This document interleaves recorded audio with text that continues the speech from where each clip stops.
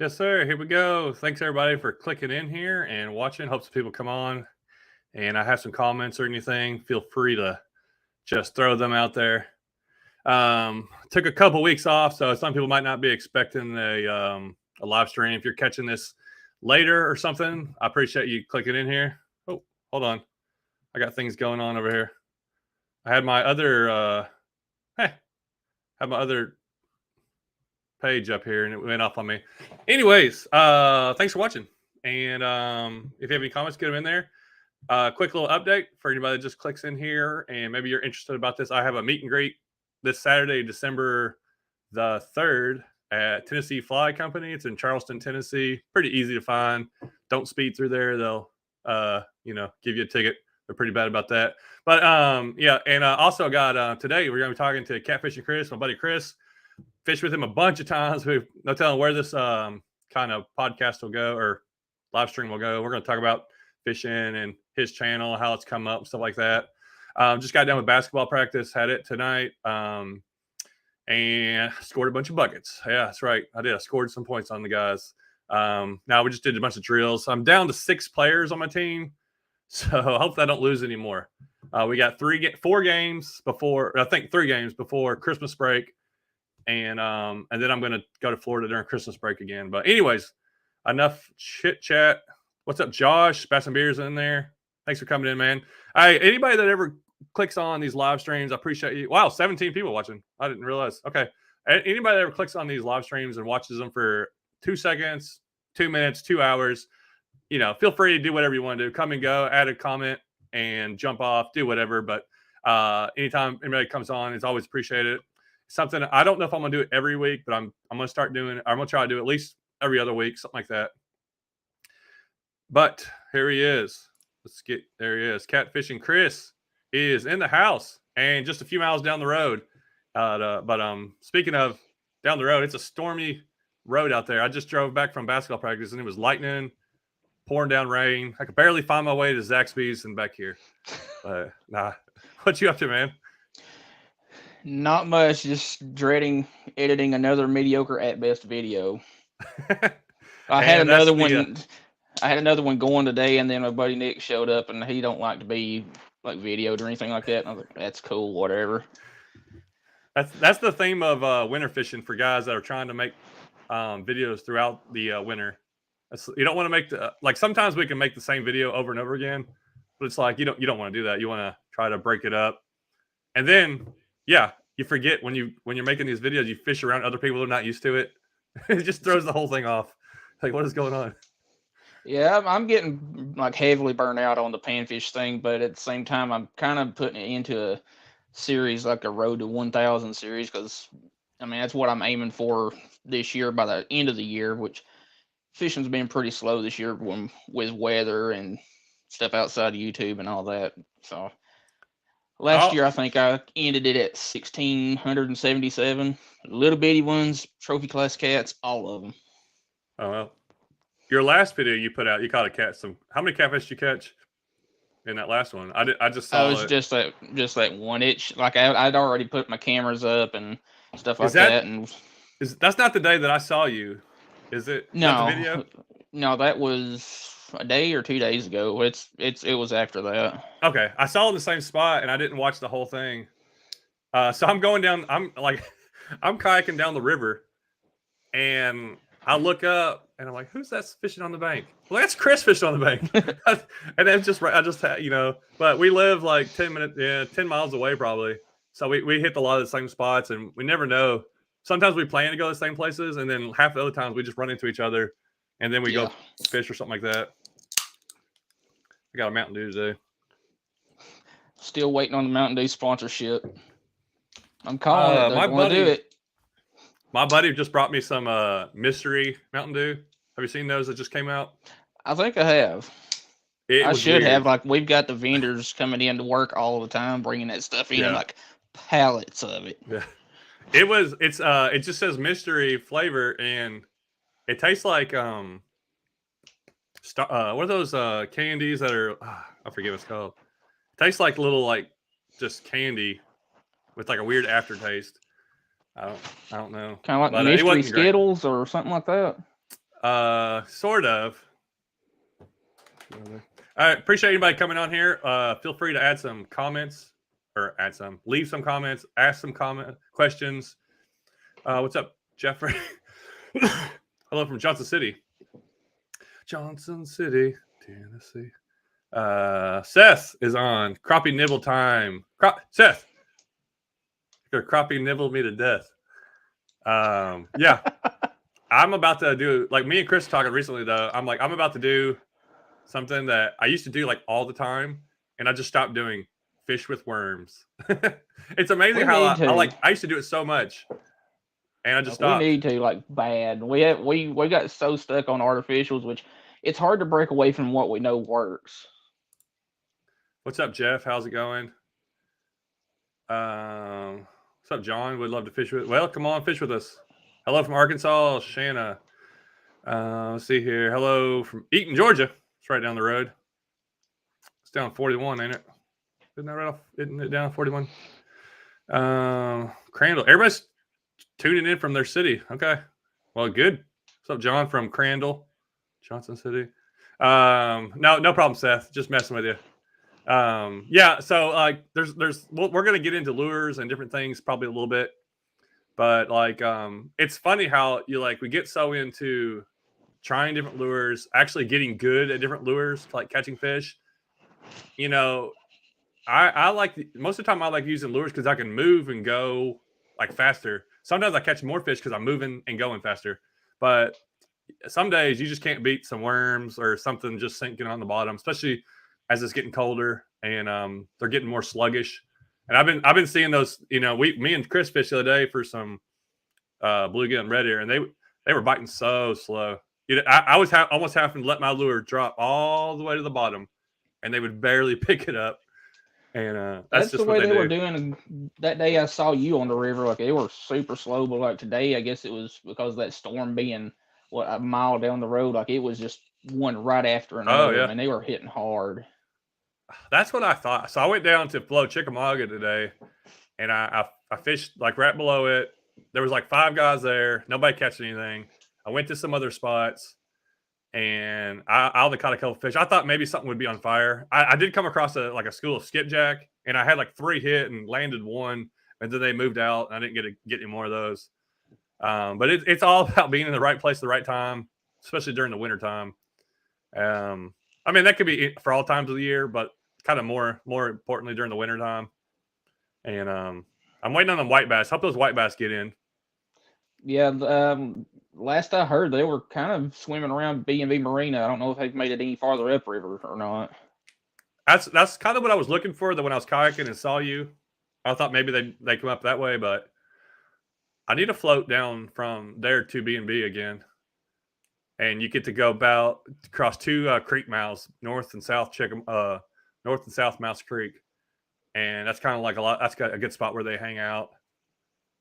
What's up, Deacon from Kentucky? Doug from Granville, Michigan. Hey.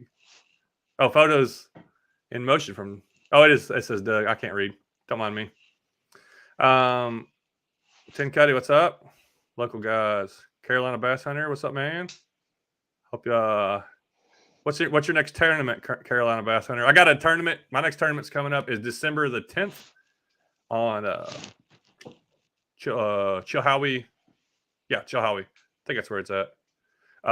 So I don't know. Who knows what the weather's going to be like? It could be 10 degrees or 70 degrees. It's a week and a half. So, who knows how that's going to go. There's some guys going up to this weekend. They're going up to the Bass Nation tournament on, what's the name of that smallmouth lake? I don't know why. I'm not I blank out a lot when I'm trying to think of something on the spot.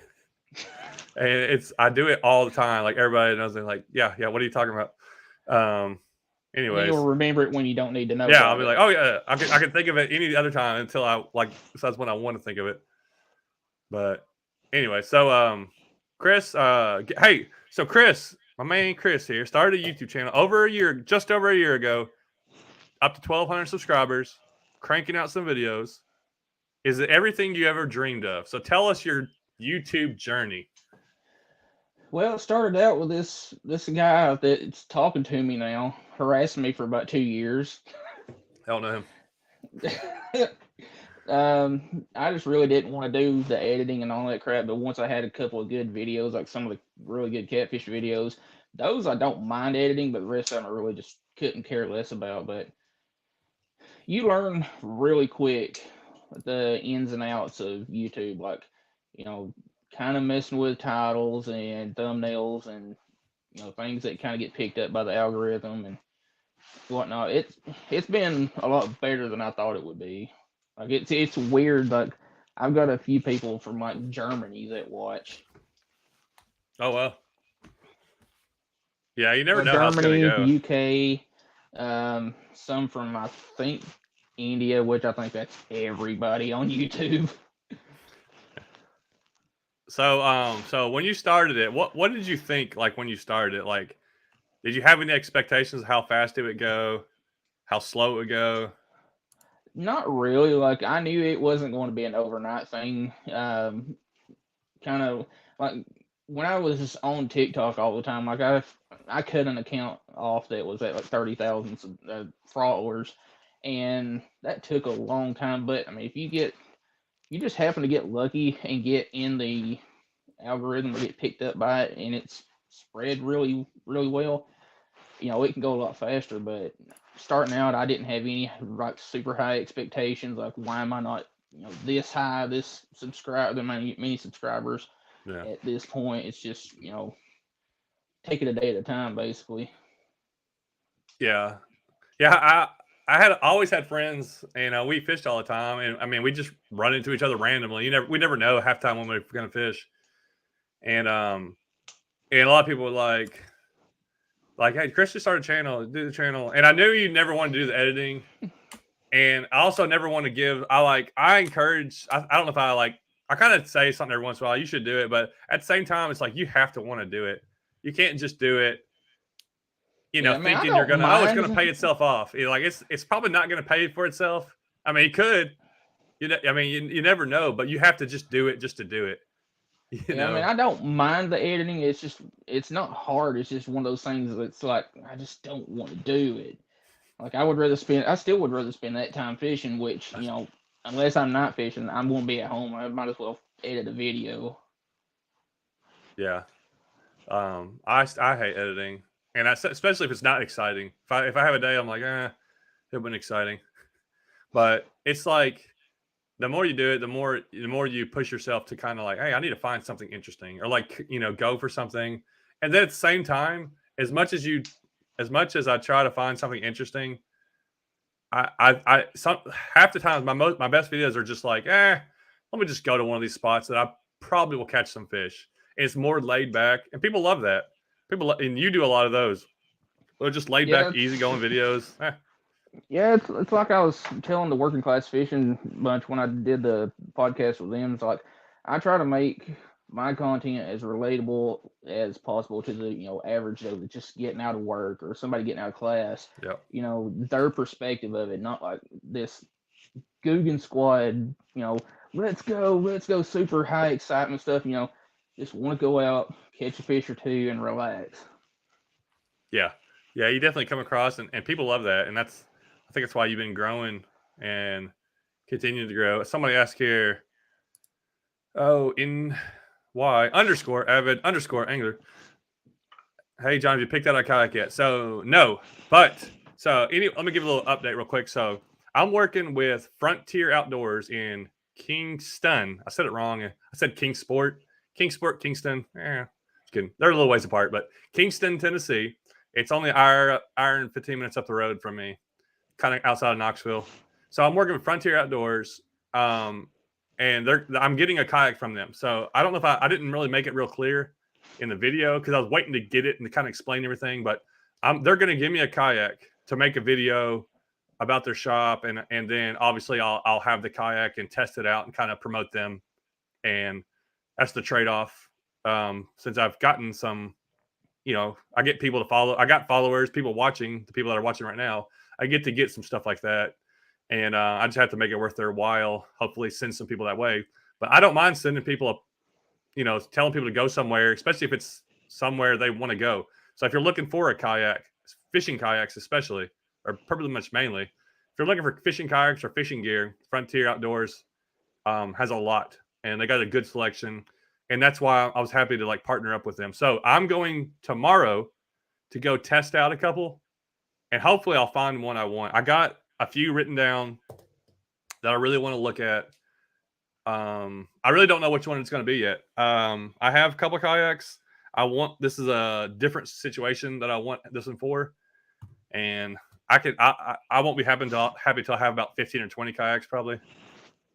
You're gonna have Chris to build knows me. a I whole got new 4 trucks shed. sitting out in the yard right now. I mean, one of them don't even drive, but I got 3 vehicles. I drive all 3 of them at different times.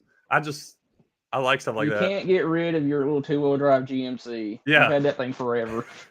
That's the one I'm never getting rid of. That's the one when I get super famous. If you ever see that one fixed up, you know I made it. Because I'm sending that off to a shop, one of those shops where they just do like a full restoration. I'd be like, hey, I want this truck brand new, and so I can do a bunch of burnouts. That's what I want. But anyway, so I'm going to go tomorrow. Hopefully, my goal is to show the experience and show myself trying it out and trying to pick out the right one for me, for the situation that I want. So, need a camera guy? I'm off tomorrow. Maybe come on up and you can video me, fly my drone. I did buy another drone, so. No, you don't want me flying your drone. I've got one in that closet that's been there for who knows how long. Let me answer this question real quick. I'll try to answer questions that come in as we're talking about stuff, because we're just going to chit chat and we're going to get into lures here in a minute. I've been looking at the Old Town for a very long time, but it seems like a lot of people go with Hobie. It depends on what you want. So, and every bit of a kayak is different for every body. So, I have Old Town PDL 120, which is the same kayak as what Chris has, except mine's pedal drive.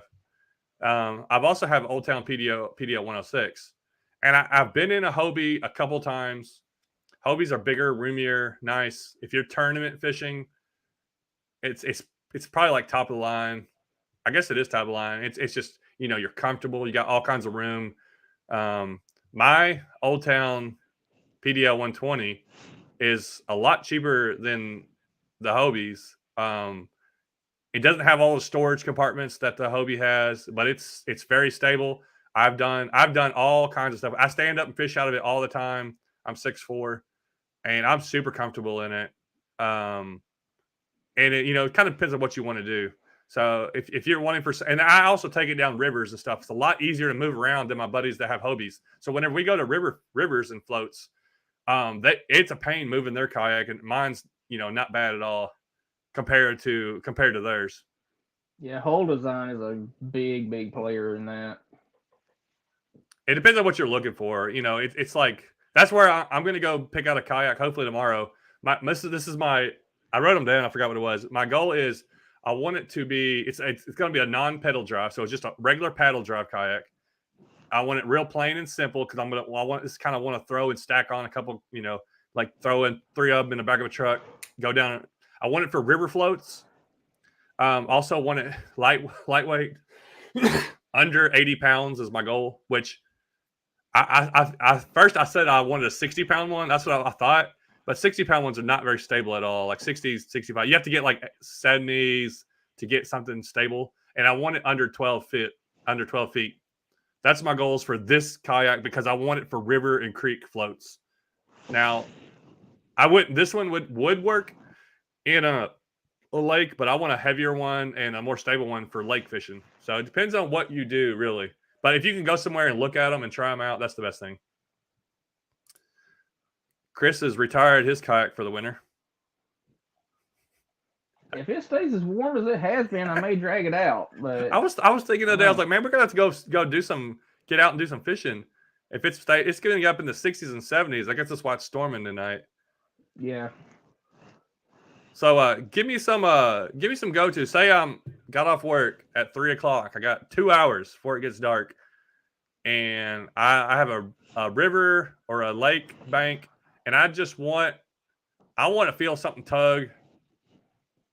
What do I need to start? What rod, reel, line, lure. Well, if you just want to catch From Walmart. fish, you're from Walmart. Well, Make a it lot easy of for it everybody. really depends on your budget. If you want to just spend the absolute least amount as possible, I think it's the Shakespeare Reverbs. You can get those like a 5.6 light or something like that for like $10 for a combo, and they're pre-spooled with some monofilament. I think it's like 6 pound or 8 pound, and you can get a little 5 or 6 pack of the trout magnets, whatever they are, for like $2. And I've gone to modifying just about every trout magnet or crappie magnet I get my hands on, and taking and cutting one of the legs off. I don't know if you can see that, but it just gives it a much smaller profile, a lot more action, Yeah. and basically just makes it a slimmer Bobby Garland type bait. Yeah. But just cut one leg off and it gives them a lot more action. But yeah, a little Shakespeare Reverb if you want the cheapest thing possible. A pack of hooks for 96 cents, some split shots, 96 cents, and a tub of worms, which is just about the most expensive part nowadays, it's sad that a tub of worms costs almost $5 now. Maybe that's why I haven't bought any worms in a while. But yeah, so let's just say for the average person that they just want to go catch something, get an ultralight rod, cheap reel, like spinning combo, 4 pound. I like 4 pound line. I feel like you can't go wrong with that. You can throw the 1/64 ounce jig heads. It's strong enough to control a fish. Get mono, get flora, whatever you want to. Just get something cheap to start with. Throw some small lures or throw a small hook and some worms, and just a lot of people just want to get into fishing and just want to get something, and it's something simple like that works. If you want to buy a reel separately, like your 500 size reels, they work fine, but I'm picky because the spool is so like short, the line just doesn't lay nearly as well. It doesn't, it gives it more issues with line memory. That's why I like 1,000 size reels, like the Piston Carbon X, the Sienna 1000, Noski 1000s. 4 pound and 6 pound just lay better on a taller spool than a 500 size. It's going to give you a little bit better casting, more accurate casting, not nearly as much line memory either. I've gotten tired of the 500 size. They're slower reeling in, and you don't have to. If you have a 2,000 size reel, I mean, that's fine too. You still works. Well, it's like Easton was saying in one of his videos, like, you look at that part of the spool, how tall it is and all that, but paying attention to, this part of it. If it's a wider spool, you're not going to have nearly as much line memory. It's going to cast better, and it'll also hold just as much line as a 1,000 if it's wider. Yeah, so it's real simple. Don't be afraid to downsize. And you might be surprised what you start catching. That's what happens. It's almost every time I do that. Every time I go down smaller, I end up catching a bigger fish than I thought, or something was crazy. But I got to answer this question. Hopefully I'm going to look at a Feel Free Lure 11.5. I have that one written down as one of my kayaks I might look at, and I think it's right in my ballpark. It's like 70 something pounds. I haven't tried the Jackson Bite. I know you have that one. I haven't tried that one. Chris, are you going to have any ice fishing videos, or do you plan on making ice fishing content, or is it just not your thing? Chris, why don't you make ice fishing videos? I don't know. Maybe it's just because the only ice we have in Tennessee is in our freezers. I'll dig out the 30-something inch ice rod somewhere. Actually, yeah, you got the ice rods.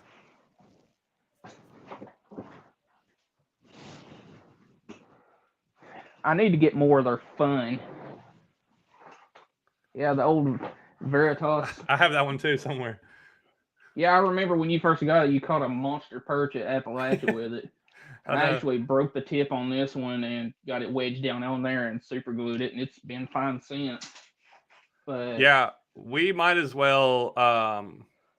To go ice fishing, I might as well drive that far south and go fishing 80-degree weather in Florida.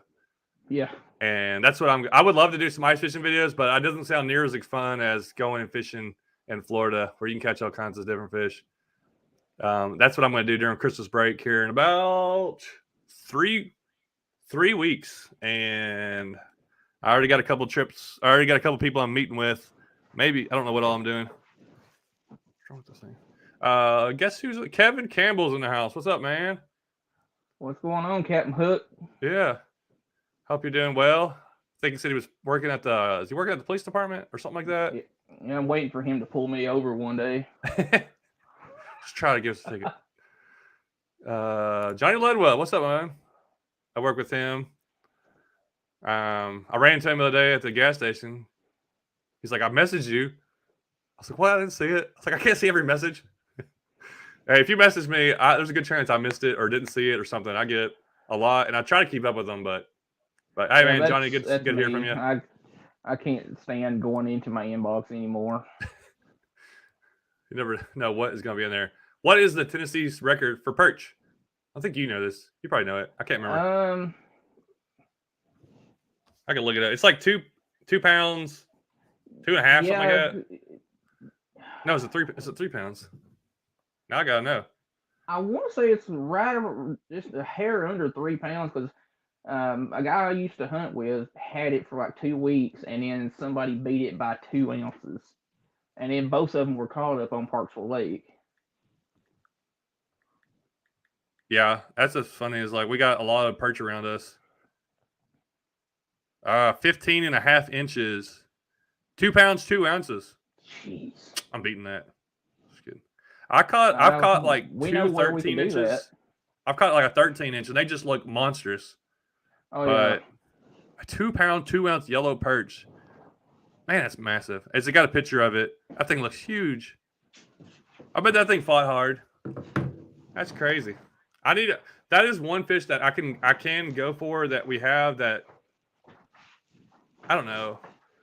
Oh yeah. How big was that one? 11 3/4. That's big. Yeah, what's our Big Creek? I've caught several from out of Appalachia River. I mean Appalachia, the powerhouse, but Hiwassee, even below, like in the Hiwassee River's got some giant yellow perch in there.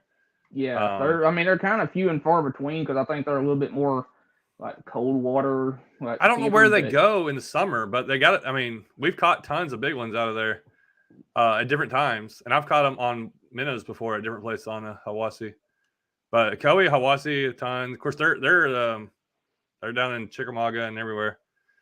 I want to go to the UK or Britain and catch some of those like just thick perch, like 5-6 pound ones.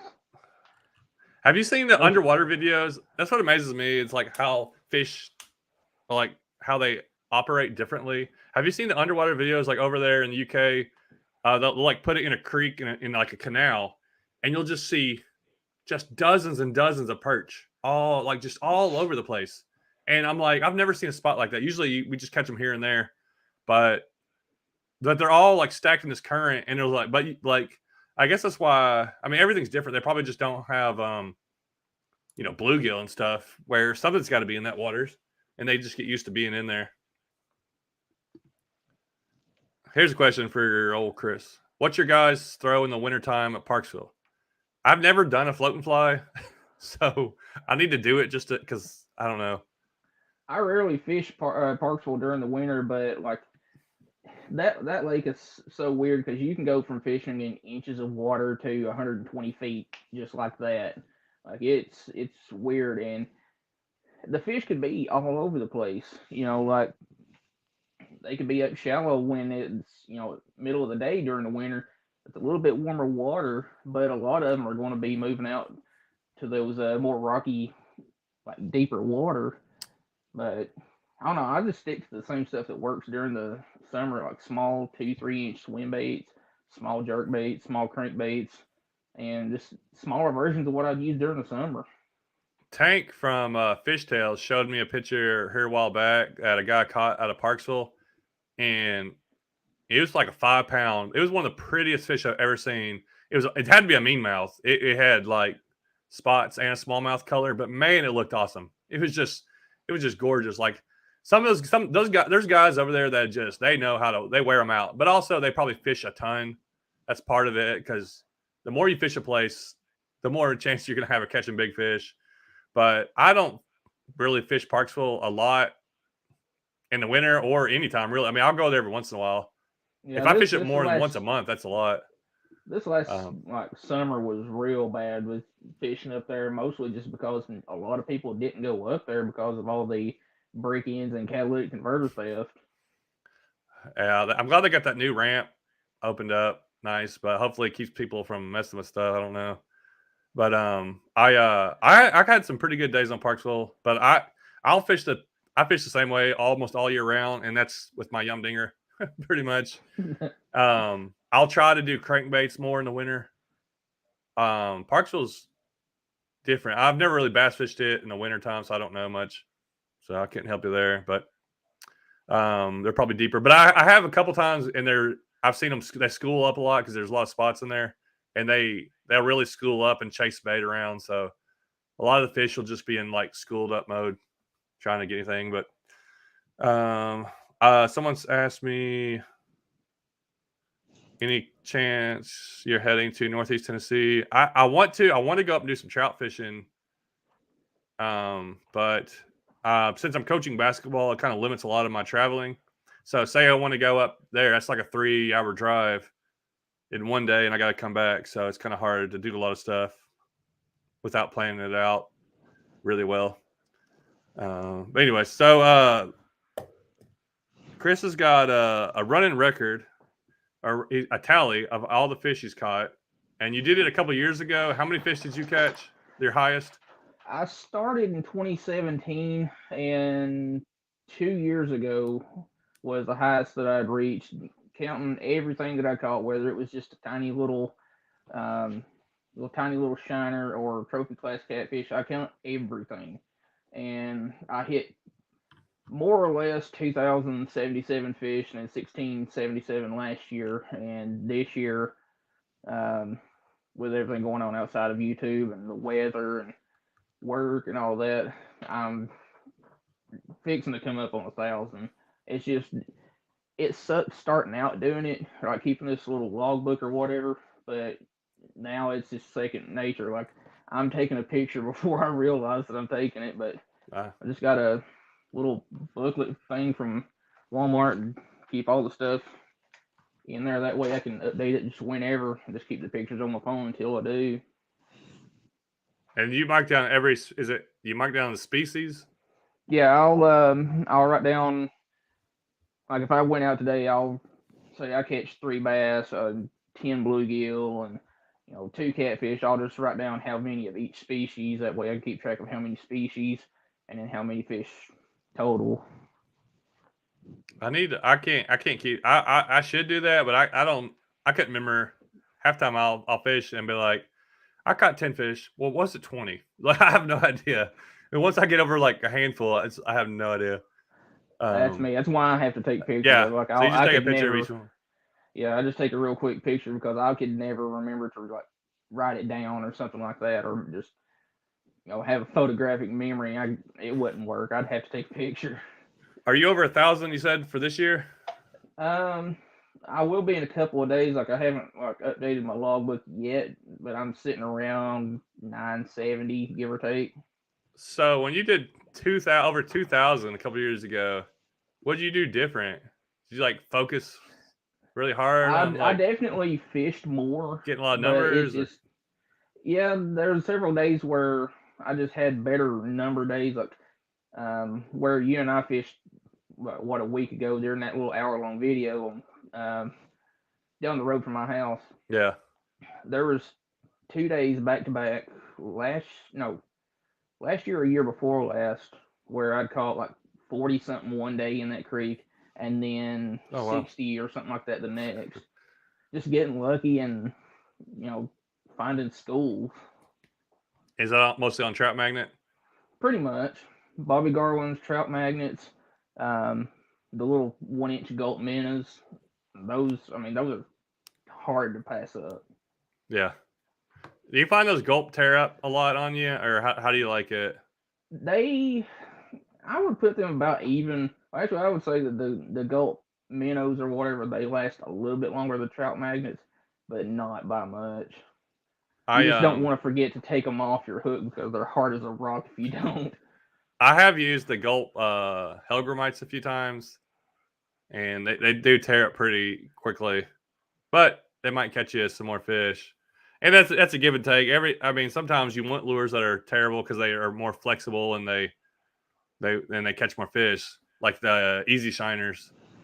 Yeah, I think a lot of it is scent too, because I never really paid that much attention to the like scent on a bait, which makes sense if like a lot of the guys that I've talked to or went fishing with, like if you had sunscreen on your hand, they would not let you touch the bait or anything that comes in contact with it until you had washed that off your hands. Or the same with bug spray.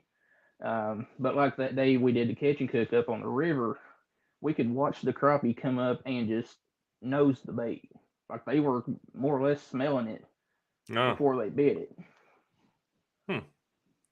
I never use scent on anything. I mean, I'm sure it works. It has to, but I guess most of my lures are probably already scented. A lot of them, they're probably a lot of the Euro tackle, Kitech is got some kind of scent to it. Euro tackle does. There's several brands that are like pre-scented. Miami Barber says, "What will you be fishing in Florida?" There's a couple places that I'm wanting to go. Is like these clear rivers. Maybe back to Ginny Springs where I went before. So some Swanee bass and largemouth bass. I'm not sure. I don't know for sure what all I'll go for. I got a couple guys want me to go saltwater fishing with them. Also, I just love to go find random spots. If I go further down south, I'm not sure if I'm going to go to Miami this year. I usually go all the way down to like the Everglades, but I really want to do that in the summer this year. I want to go down to the Everglades in the summer and spend some time. Or maybe in the spring, maybe like March, like as soon as I get out of basketball. Mike, you guys having much luck with wake baits? I bought a couple, and they're still sitting in my tackle box. Have you caught anything on a wake bait? I've caught a few on some small ones, but not like my Book of Bull Shad and the ones that 6 cents make, the wake or speed wakes and stuff like that. I haven't messed with. But I bought all those big like 5, 6, 7 inch glide baits and swim baits, and I've used them maybe once this year. Yeah. I bought a bunch of my thing this year was going to be mag drafts. I got like 6 or 7 of them, and I probably threw them like 3 times. It's like I have to make myself do it. A lot of times when I'm, I might throw it more if I wasn't trying to make a fishing video where I'm like I got to catch fish. But then again, maybe trying stuff like that would make it more exciting. I might catch something bigger, but it's hard to get confidence in something. Think about it. I don't even know where I put my glide baits and wake baits. I got so much crap. I saw me and Patrick stopped at Fishtails and saw the tactical bassin one. Oh, have you seen that down there? Yeah, I've got one. I just don't know where. Is it in a box, like in the wood box thing? Oh no, those I haven't got. I want one, but it's just that's a lot of money for one bait. Like $80 or something like that, I think. But it looks really cool. It's really, really cool. I was like, man, this looks cool. Really I didn't buy one, but it looks cool. I'd have to really get into it to do that. Here we go. Been wanting to start a YouTube channel, but I keep putting it off. It's going to be a multi-species channel. And what would be a go-to camera app? Actually recommend. It says you already have a GoPro Hero 8. Yeah. Use your Hero 8. Use your phone. Whatever you have. Just start filming a video. There's no right or wrong way to do it. Like some people have videos where it's just music to pictures of their fish. You can do that. You don't have to, do anything fancy. Make your content to where you're enjoying how it's made. Like you're going to learn as you go. Like for the longest time there, when I first started out, it was like, okay, I need to do this. I want to get views on this, this, and this. And you've got to adjust, you know, as you go. Like, get used to how the editing stuff works, and then, you know, tinker with some stuff. It's not going to be perfect starting out. Like, even the biggest YouTubers, they're learning to an extent, you know, the more they do it. But I still use Power Director. I just got the paid version. That way, I've got a few um, little other odds and ends that I can add to and all that. Yeah, that's pretty good or good yeah, suggestion is make what you want to watch. And I mean that's Exactly. what I did. Um that's why I found this. That's why I found what I do. I was like, I want to watch that, and I couldn't find it on YouTube. So find something different. Don't try to copy. You know, copying somebody's okay for some things, but for you to be you, you have to come up with something like, I want my videos to do this.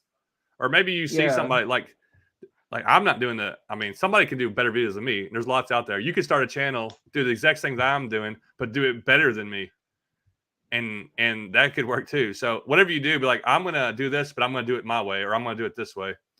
yeah. Just But watch like some of your favorite YouTubers, and you know, if they're doing something that you're interested in, try that out, but do it in your own way. Like yeah, I watch Realistic Fishing, Pig Patrol, Milliken, yeah. you, a bunch of people, and I just kind of take little snippets from what they're doing and try to implement it into my videos in a way that I can. I steal stuff from people all the time, but I try to do it in my way. I'm like, oh, dude, I love that. I'll see somebody do something, and I'm like, how can I do that, or what can I make it like you know, it's either say a transition or just say an intro or just how they showed something like, oh, I like that. You know, I want to add that into mine, and you just find a way to do it. Yeah, the one thing that I want to get better at that I still have yet to figure out how to do better is overlaying video with audio, like like you've done in some of your intros. I cannot for the life of me figure out how to do that. Like I've got an app where I can like play the video and then record an audio over it. It's just I haven't really figured it out right.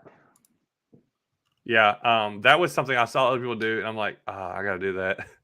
And mine allows me to like line it up like a videos on top of videos. So I have like video, and then I have a overlap, and it cuts to the video part, and the audio keeps on playing, but it's like staggered. So like I can lay I'll have to video try over video over that. video. I don't know if I've got with Power Director. I've got the thing like the video strip, and then several like I think 3 or 4 different strips for audio or a sound strip or something like the music or whatever. So I might just have to do that and just take like a video and place it in one of those little slots to see if I yeah, can get it. mine doesn't have like a difference between audio and video. I don't think it's whatever you A want. You can put slot. audio or video. So I could stack like 6 in a row on top of each other. And just whatever's on top is what's going to show. So But you yeah, still use that's that like Filmora or whatever it is? yeah, I use Filmora Wondershare. And it's easy to practice. You can practice and even make videos, and it'll have their branding. And then if you don't want that on there, you can pay for it. But it's pretty good. Let's go back to winter bank fishing. Maybe somebody's new is getting into it, and they want to go catch some crappie. You hear everybody's talking about crappie. We get asked all the time, where did I catch crappie? And I know the answer is I don't know. But where is a place that you would be like crappie congregate, or how to look for them off the bank? Bridges. That'd be the first place that I would look. Like you got to look at it this way. Like that's basically a heater. Like bridge up in the air, it's absorbing all that sunlight. The bridge is warm. You got those pillars going down. There may be some trees around the bridge supports or whatever. Crappie like to be in structure. Well, those bridge supports are warming up the water a few degrees, which you wouldn't think that just 1, 2, 3 degrees would be that big of a difference. But to fish, that's a massive difference. But yeah, in around bridges, it's a little bit warmer. there's more structure there. They can use those as ambush points if there's any kind of structure. Well, if there is structure or not, just get behind the trees, bridge ports, whatever, and jump in and out of current, getting their food. They're not going to exert any more energy than they have to in the winter, but bridges would definitely be the first place that I would look. And secondly, creek mouths. You got different, different current, different water temperatures. That creek's going to have a little bit slower current. It's not going to be moving as much, not going to be circulating that water temperature nearly as good as, say, a main river. Yeah, we have a lot of lakes around us and rivers. When they drop the water, it gets shallower in some of these creek channels. And yeah, these bridges, they just hold trees there too. So not only is there the bridge pillars, there's just a bunch of debris getting stacked up. And the fish, a lot of them crappie, they go up kind of into shallower water, and at this time of the year, so they maybe come out of the lakes or come out of the bigger waters, and they'll sit there. Me and Chris found these crappie stacked up in this little creek mouth. I went back. I think you've gone back to. I don't know if you went back or not. I can't. There's not a single one there. I haven't gone back there. After I seen the Tadpole wall thing that I sent you a link to, I drove by there, but there's been, somebody putting up new signs or something. I didn't want to go in there and cause a fuss over a fish. It's also, but yeah. So they're moving. So I mean, they could be one place one day and gone the next, and we've experienced that a lot. But and it's different. I see people catch them in Texas and stuff. What is it? This guy 903 fishing, I think it is. He comments and he catches crappie like crazy. Some people just have it easier. Like or they just know where they're at. There's probably people around me that can wear them out. And if I had to go find them tomorrow, I don't know if I'd find one, but I may show up at a couple places I know of, and they could be on fire. Well, but they do. They fish. They eat so slow, and so me and Chris went to the spot the other day. We is a 2 foot of water, maybe 3 foot at the most. There was this bush sticking out of this creek, and all these crappie were just hanging around. They were like going in circles around it, and they were just sitting there. We would cast right at them, and they would slowly go bite it. It was so. If we couldn't see them, we probably never would have caught one. You could see the crappie just come up and just follow your bait, just kind of smelling it, looking at it, and eventually just suck it in. Yeah, it's. I mean, some people catch them. I mean, I caught a big one the other day on a bass lure, but I saw that. I was mildly jealous. 13 inches is a massive crappie. I threw back in there, and I wish I had some smaller lures to go. I don't know if it was the only one around, but I think he was chasing bait around is what it was. But like they most of the time bite really slow, and they need something in their face. They look up for something just moving slowly by. And somebody asked, feed up. So I mean, anytime, like, if it doesn't matter if you're in 3 foot of water or 30 foot of water or whatever, which something you could do since you've got the pedal drive is some of the crappie trips that I've gone, or guided crappie trips I've gone on, crappie like to get up into flats. No structure, nothing like that. Just get into flats and just put you a couple of rods out, a couple of feet off the bottom, and just troll around into flats. Since you got that pedal drive, I do need to go down. Easier. I know some spots where they fish with them like that out of their boats, and I've seen them down there off Chickamauga. I've seen there'll be like 20, 30 boats out there crappie fishing in this big flat area. I need to go down there with my kayak. Yes, Wolf Teever is. Yeah, it was there. That was where it was. I've seen them down there. Somebody said, Gavin's asked, what's your go-to crappie lure? For me, I mean, I'm throwing on, depends on I don't know. I mean, probably just a simple, like the straight up regular Bobby Garland baby. I've got too many to be a favorite, so I'm just going to start digging out of this box. So, trout magnet, one of them. Caught a lot of trout magnets. Crappie magnet. Not those. Bobby Garland's in general. I've got a bunch of Bobby Garland stuff. Pile drivers. I don't know if I have a favorite color. Some people have favorite colors. I kind of change up a lot, but any kind of shad color usually is. I stay with like pearl chartreuse, or like this is the Blue Thunder pattern.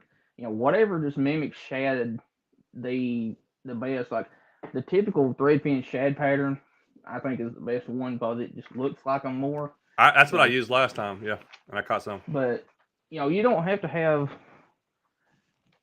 perfect shad colors like these goofy looking things.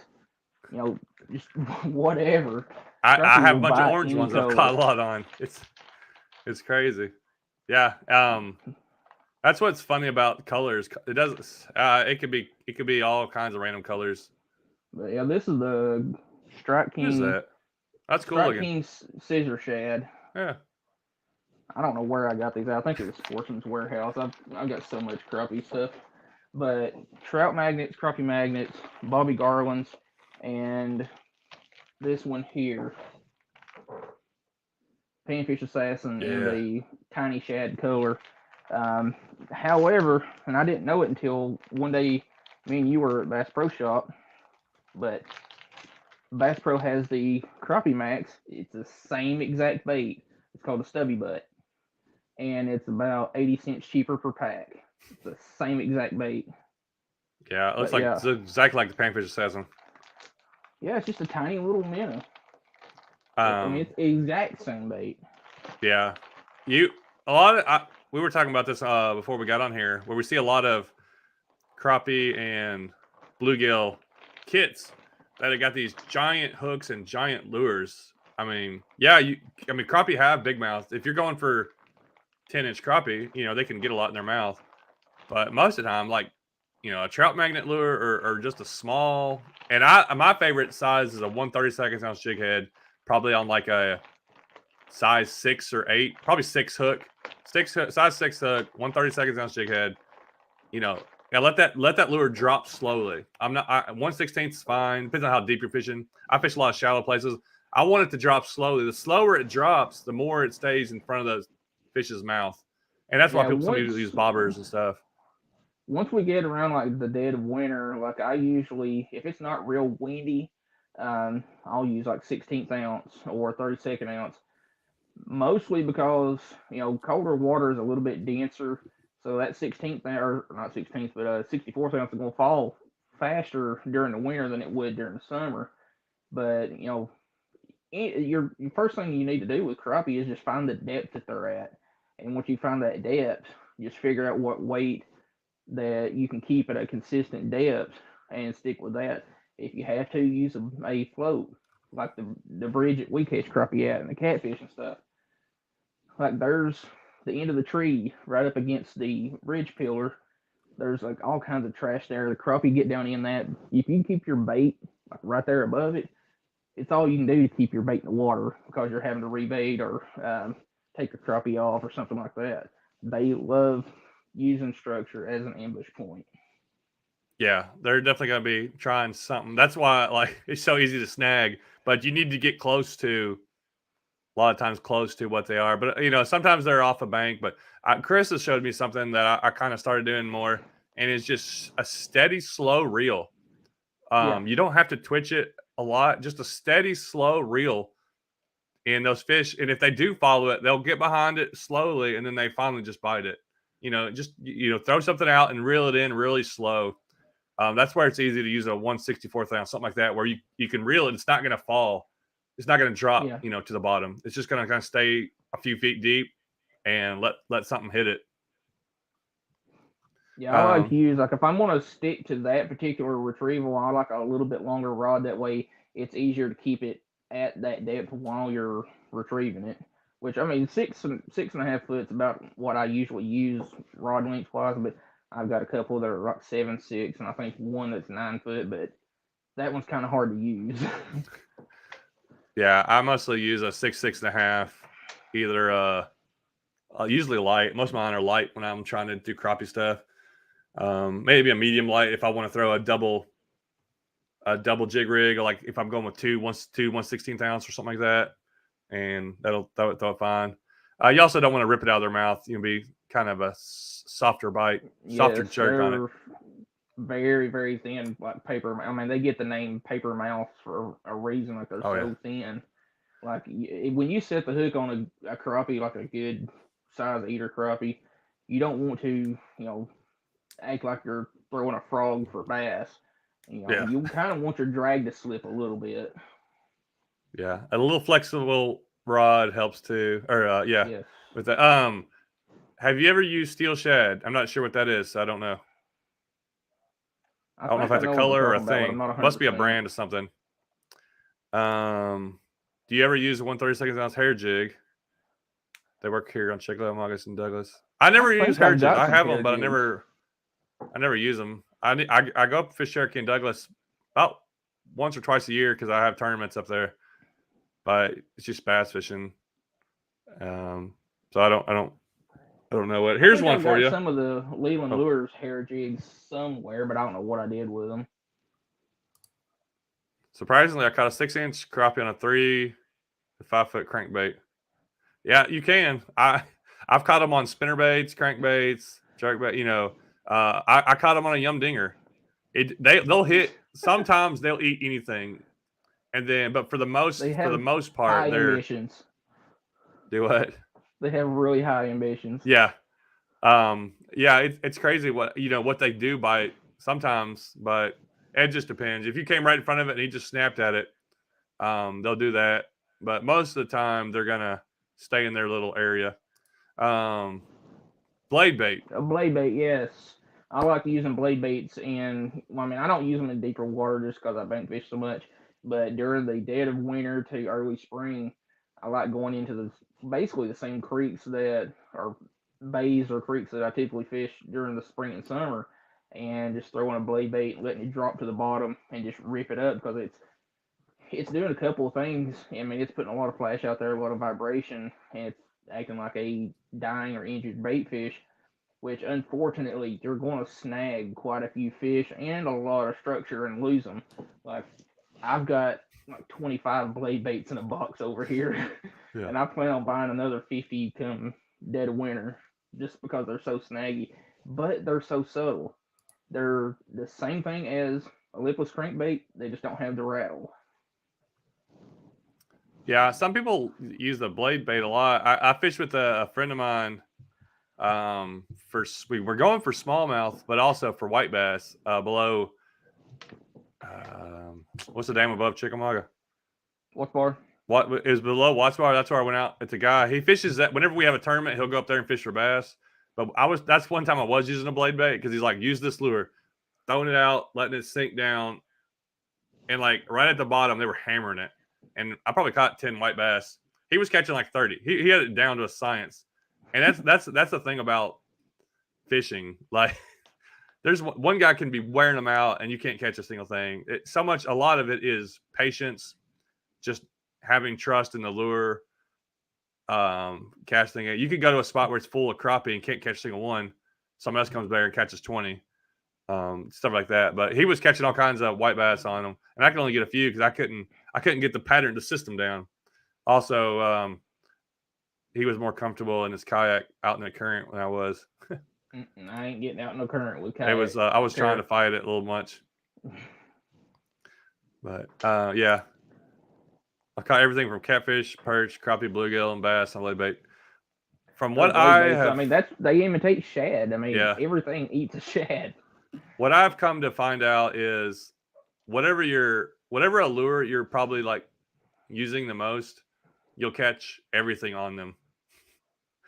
Because it's just the more you use a lure, the more fish you're gonna catch on it. Yeah, I use a yum dinger a lot, and I've caught everything on it. It's crazy. I've caught trout on it, like on a 5-inch or 4-inch yum dinger. It's like at crappie, obviously, lots of catfish. I don't even know, drum, all kinds of stuff like that. But it's because I use it so much. So whatever you use a lot, get something you're confident in, throw it out. Yeah, I think that's an issue that a lot of people have with like using baits they're not comfortable with. They might buy a pack of the bubble gum whatever dingers that you use and use them 1 or 2 times a year and say, I just don't have any confidence in them. Yeah. Well, that's because you only used them once or twice a year. If they're like me and you fishing every other day, you're putting in more time, get used to that bait. Time on the water is going to do more for you than the occasional, if some people just don't have the time to go every other day. Oh, yeah, I know. But the more time you spend with something, the better you're going to get with it. I made that video recently where I caught as a little compilation of all the spotted bass I've caught, and I caught 2 over 5 pounds this year, huge, which is crazy. But it's still crazy, but I get to fish a lot, and I figured out like an area where I started fishing that area more, and hitting these rivers, kind of kayaking them and fishing them more, and found it, and then that's where they live. Obviously there's big fish in there, so finally I came across them. It's not like was not amazing. I wasn't doing anything crazy or anything. It was just simple, but I was at the right time, the right place, and being patient and using lures that I'm confident in, and it got it done. But dude, that's still amazing. But I got to catch a 5-pound smallmouth, and I know they're out there. A lot of the places I fish, a lot of places we fish here really don't have a lot of smallmouth. We got to go a little ways off. You can come across one, but they're just not as many as just say an hour away from here. Yeah, below Chickamauga, there's a lot of monster smallmouth. I've seen several around 4 to 6 come out of there. It's just everything in that river eats what you're using. Like typically, chat cats, whenever they're drifting for bass, they're using big shiners. Catfish eat them, gar eat them, drum, buffalo, everything in that river eats what you're using for those smallmouths. Yeah. Well, it's 9 o'clock. I'll end this here with a story about how Chris ruined my life, and he got me drinking bangs and energy drinks. This is the very start of it. So this is like, when was this? But did I quit my job yet, or was this right after I quit when we went down there? You started. The first I can remember was the trip where you went with us below Chickamauga. You broke a rod. I think you had started drinking just before that. But before we get into that, the guy that was talking about starting out YouTube. Oh yeah. I highly suggest getting one of these tails and neck mounts. These things are super comfortable. I haven't used my GoPro Chesty in who knows how long because of this thing. I do need to get another frame because I've had to super glue so much of this thing from it being cracked and broke, and I need more extensions here because that nut is about to fall out. But all my GoPros are in the truck. But if you get the 8, 9, 10s and up, they don't have to have a mount. They have their own frame. No, they have their own little clips. They drop down out of it. Yeah, little tabs. Yeah. So you don't have to have a casing, and I love that. It's actually really nice. It makes it easier. You don't have to. So if I have it on my chest and I want to change the battery, don't even have to take it off. I just open it up, pull the battery out, put it in there. What are the 9s selling for, Brian, right now? 300, I think. They should be dropping down soon. You think if they come out with another one, which I think they've got an 11 out now. They should drop the 9s down. I don't know how much difference the 9, 10, 11s are because I got a 9 and a 10. They seem about the same. Probably just hair different, but man, the audio quality on like the 9s and 10s are really good. I hardly ever use a microphone, but anyway, all right, back to the story. Here we go. So Chris invites me out, says him and his dad are going down below Chickamauga, and we're going to drift for some catfish. I come down there, and I hardly ever fish out of a boat, and we're there. I know where you're going with this. I ain't all sure, day. I think I know where you're going. And we're catching fish because we had a bunch of gar hit. I remember gar hitting, breaking off. We were using worms. We were catching fish. And it's like 12 o'clock, I think, somewhere around there. And I'm just out of it. I'm tired. I'm hot. And I was just like, I ain't feeling great. And that was all of us. Yeah. And Chris is like, he's got a cooler. So they go, hey, I got a bang. And I was like, what is that? And what was the flavor? It was champagne. It was champagne. Yes. Flavored champagne. bang. And then you got hooked on our cotton candy ones. Yeah. So I'm like, I'll try it. At this time I drink a lot of Mountain Dews, but I didn't drink energy drinks. And I drink it. 20 minutes later, I'm like, let's go. It revived me. I was feeling so good. My head was cleared I'd ever been in my life. We could have hung John off the back of the boat, and he would have pushed us faster swimming than our boat motor would have got us. Yeah. I've been chasing that high ever since. It's like, I can't replace it. But no, it was like, whoa, like, what is this? I got to drink these more often. And then I got started drinking the cotton candy ones. Now I've been drinking a lot of Monster. But yeah, Chris is the one that led me down the dark path. Well, and man, It pepped me up that day, and I needed it so bad. Since we're on the topic of energy drinks, I found one. Do you like the old bomb pop, like popsicles? I don't The know. red, white, and blue bomb pops. Oh yeah. We have an energy drink at work now. I think it's the Alani brand. It tastes exactly like bomb pop. I mean, it's got that logo on it. Huh.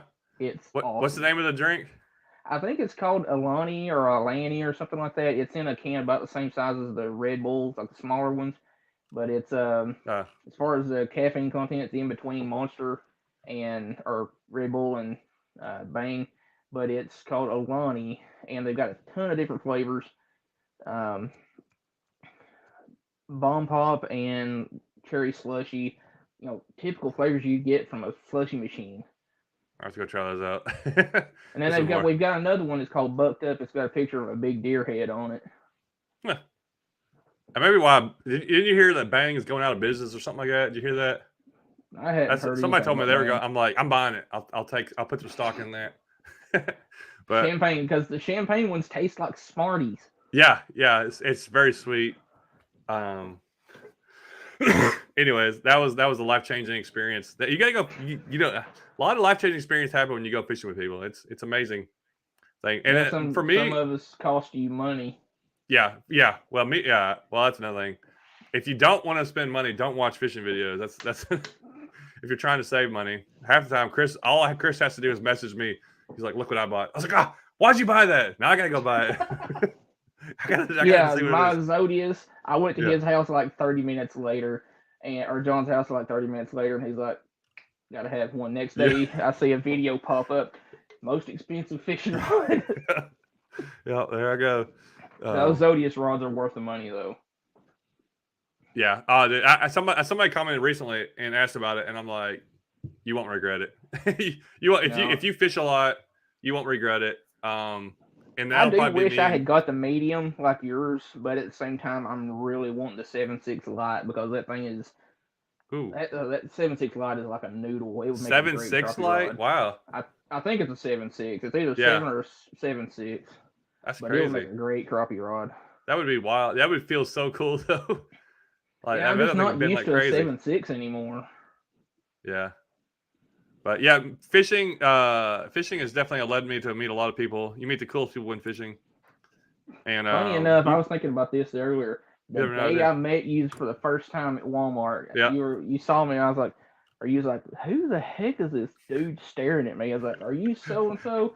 And then like 3 days later, we're down on the Conestoga fishing for rock bass. I know. I remember seeing you, and I'm like, I think that's the guy that commented or like messaged me. And then we probably talked there for like 30 minutes. And that's just funny how like different situations come about. So segue. Here we go. This last little thing, and we're done. If you can meet me in person. Now I'm gonna be at this Saturday, December 3rd, gonna be at the Tennessee Fly Company with Caleb. Owns the shop down there. It's a fly shop. Supposed to be having some food. I'm gonna have a couple shirts and hats for sale. It's gotta be expensive, man. I looked at my here's a little tidbit about YouTube. I've probably spent $1,000 on my shirts and hats recently. I haven't made a dime off of them yet, and I gave away a lot of them. But it's something I wanted to do. I was like, I'm just gonna do it because I want to do it. And if I lose money, it's just because I'm like, well, at least I'll learn. But I'm supposed to have them online soon. So my Teespring account, like I started like 3 or 4 years ago. When I first put shirts on there, I was making $7 or $8 a shirt. I just checked it. I'm making 20 cents a shirt. They've raised their prices. So like everything's gone up. So I'm gonna have to charge like $30 a hat just to make anything. And probably $25 or $30 a shirt, depends on what shirt it is. But I don't know. I'm gonna have it. If anybody's interested in Creek merchandise, I got that new logo. This is a different hat today, but I got a new logo, new shirts. I got another logo I'm working on. Hopefully it'll be out soon. But anyhow, a couple of questions, and we'll be done. And I'll get the wrap up from Chris. Johnny says, "Have you fished Cumberland Falls in Kentucky?" I went to that last year, and it was flooded. It was really cool. That's where they do the moon. There's a moonbeam thing. Have you heard of that? It's like only place in the world that has it. It's something crazy. But it's not far up into Kentucky. Yeah. But anyway, merchandise will be available whenever it gets ready. I will be talking about it because I'm really happy with the way this logo turned out. You've seen it. I don't know. Yeah, You see it? the little hat that you have. Yeah, the that creek. just says creek. Yeah. It's in my truck. I don't know why I don't have it in here. But once I'm like officially done and the website's set up, I got a place that's doing that. Then I'll be like, I'm proud of it. I'm proud of the way it turned out. I think it's gonna look cool, and I'll be telling people about it. But anything, Chris, you got anything to say before we wrap up here? If you're starting out YouTube, don't expect everything to go like super quick. Take the time, figure stuff out. Experiment with different ways of doing things. Have fun with doing it. Don't expect reviews to just be super high. I kind of noticed when I hit 500 subs, I started getting a little bit more views, and more subscribers, and all that. Another thing is, putting some time in with your thumbnails a little bit, and YouTube Shorts. They've apparently been pushing YouTube Shorts pretty dang hard lately. Yeah. Like, I don't think they had YouTube Shorts around until a year or two ago, something like that. So that's just another option for new YouTubers to come up with. It's hard to keep up. I mean, you have to put the work in for sure to keep up with everything going on. Like, I haven't been doing much shorts, but I need to. And I was kind of looking the other day. I started doing a lot of shorts around 800, 850 subscribers. And about a third of the 1,200 that I have are mostly from shorts. I've been watching a couple other guys, and their channels are. I keep looking at their subscribers, and I'm like, man, they're growing. But I don't know if those shorts are translating into views into their regular videos. Is the only thing. There's a way that they do, but I can't remember exactly how that works. Like, somehow it does, and somehow it doesn't. Like, I can't remember exactly how that goes. Cecily does 6 shorts a day. Goodness. Well, yeah. The fact of the matter is, the more content you put out, the better. If it's decent content. Yes, that's what. Take your time editing videos and go over it 2 or 3 times. But do upload and do put stuff out there. Mess around. As soon as you learn something, make sure you correct it. Get better at my thumbnails. I'm aggravated that I wish I was better at all my thumbnails. Sometimes they turn out good. Sometimes I'm dissatisfied, and I'm like, I wish it was better. But it's something I'm trying to learn and trying to do better at all the time. Yeah, you definitely going to be putting a lot of time into the editing to make it what you want it to be. But starting out with YouTube, just get as much content out as possible. Like, put effort into it, but get as much out as possible. That way, there's more options for people, or more ways for people to find your channel. Spread the videos on like Instagram or any social medias you got, because the more attention you can put it in front of, the better. Yeah, for sure. And have fun with it. If you're not enjoying your video, if you're not having fun making the content, like as far as filming, then it comes across in the videos. Don't think just because you catch big fish, it's going to get you views. Here's the last thing, and this is the crazy thing about YouTube. So that video I did recently where I took the kayak to that spot where we caught fish, and I didn't catch anything. Yeah. And then I went and caught. That video's got like 30,000 views. I haven't had a video hit 30,000 views in like 4 months, probably. I don't know. Jeez. And my good ones are averaging about crazy. 300 to 500. Like, occasionally I'll get one around 600 or 700 views, but it's whatever. Yeah, and that's the thing. I never know what video is going to do well. Like, that video was like, I didn't even think it was a great video, and I got a lot of comments on it. Got a lot of views. But I had fun when I was doing it. I was having fun, and then but I just didn't know what was going to happen. And then, but here recently, my views have been way down. But I think it's just winter time for the main part. Yeah, I'm looking forward to the spring, but that way I can start getting the catfish more. But yeah, we'll get there sooner or later. Yeah. Well, I appreciate everybody coming in. We actually had a really good turnout. Like I said, if you watch any time, and this goes for Chris too, I'm sure, like, we appreciate any seconds you give to our channel. You don't have to watch every video.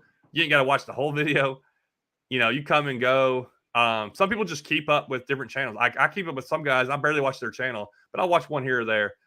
Dude, I don't expect people to like watch every video and watch everything I do and just be waiting on everything.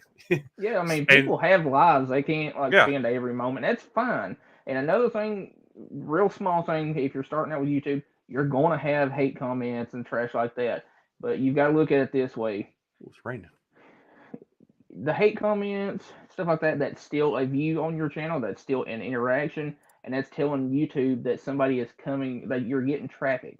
It doesn't matter if it's good or bad. You're still getting traffic. It's helping you either way. You want to be seeing negative comments. That's what I've learned. If you're not seeing negative comments, you're not reaching enough new people. Every time I see a video with a bunch of negative comments, usually that video makes me way more money. Yeah. It's like, oh, I'm going to get paid on this one because new people are coming in and viewing it. And that's the whole goal. That's why I keep putting out content. You reach new people all the time. But yeah, like I've got videos out till December 30th, which covers me for the year in case fishing just sucks from here on out. But whatever I'm working on between now and then is just extra to get that much more attention and get more content out. Yeah, if you haven't watched my last, I had a video come out today actually. Me and my nephew Josiah went and did a catch and cook. It was pretty rushed. We did it in like an hour. I had a bunch of family in, so I was trying to do it, and it like rushed. And I went and caught some bass out of a pond, cooked them. It's pretty fun. I'm gonna keep making videos, and you know, Chris will too. We'll make videos all through the winter. Sometimes they're shorter, sometimes they may not catch as many fish, but we'll have fun doing them. But appreciate everybody coming in, watching. 36 people watching right now, and a lot of people coming and going. And appreciate the support, comments, everything. Hopefully, a lot more fishing stuff come. I know that me and Chris got some ideas to do some stuff. You know, hopefully we crappie, still need to work on catfishing. that 20 species video that we talked about like 2 years ago. I got a spot. We got to put together a whole day where we do that because I got a spot that should be a good guaranteed 8 to 10, and we jump around and hit a few places. I got some. I'm going to be fishing with Aaron Outdoors coming up. That's who I'm going to go with to Florida. I got some people in Florida that they want me to fish with. I want to do some more of that stuff. But it's all, even though I'm a full-time YouTuber, I have to edit videos. I have to put videos out. I'm also coaching basketball, and I work at my church. So, I'm always doing stuff. And I'm actually looking at buying another house. So that's something that's my goal for next year. I got something in mind. I don't know if it'll work or not, but I want to move. I want a bigger house. Whereabouts are you looking at? It'll be in this area, either here or Benton, somewhere around here, Coe, Benton, something like that. I think.